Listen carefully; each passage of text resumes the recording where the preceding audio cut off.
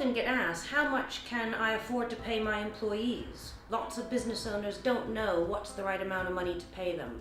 They might first hire them at £20,000, £25,000, £30,000, and they've been doing really well and they want to know, how much of a raise should I give them?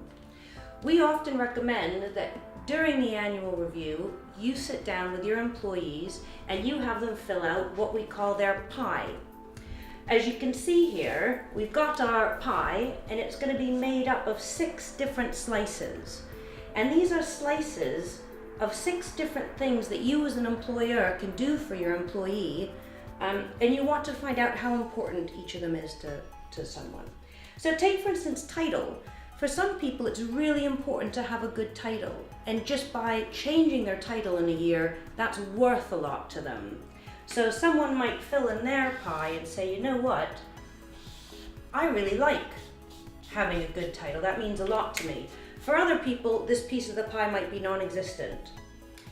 Another thing that's important to ask your staff is, what do they think of their work environment? And by this, I don't mean, should we move our offices, but rather, do you prefer the desk by the window? Do you want your own space? How does the office fit around you? And again, some people don't really mind, but other people say, no, that's actually quite important to me. I like being out and being able to talk to everyone, or I really want my own office. So they may give an amount like this to their work environment. Short-term cash. That's everyone's favorite. That's what most people come in to the annual review asking for. What's my raise? How much money am I going to get? Well, because they need to split out the pie between 6 things, it can't be the whole pie. It's not the most important thing to them. So you ask them to think about how important short-term cash is to them.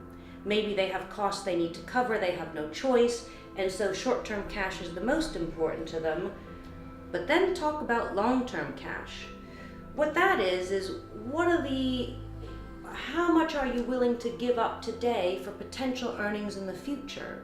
This is where you could start talking about a potential profit share in the business. So I'm going to leave short-term cash for now and move on to long-term cash. Some people may say, you know what, I'm not interested in long-term cash. But other people may say, no, that's really attractive to me. I like the idea of being able to share in the profit of the business.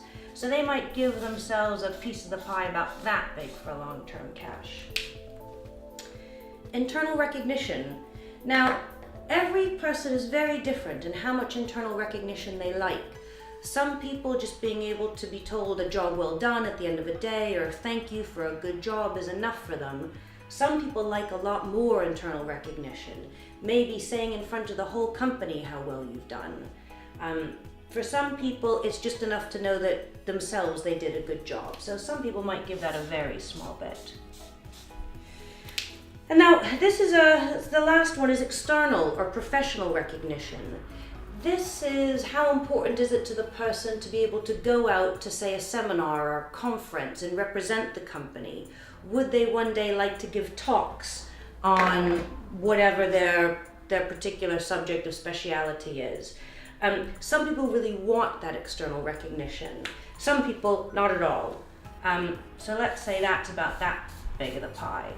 So what are we left with now? What we're left with is how important to this person is the short-term cash. Well, it's about half of their motivation or half of their happiness level, and that should help you gauge how much of a salary increase to give them, if anything, or whether to work on the other items.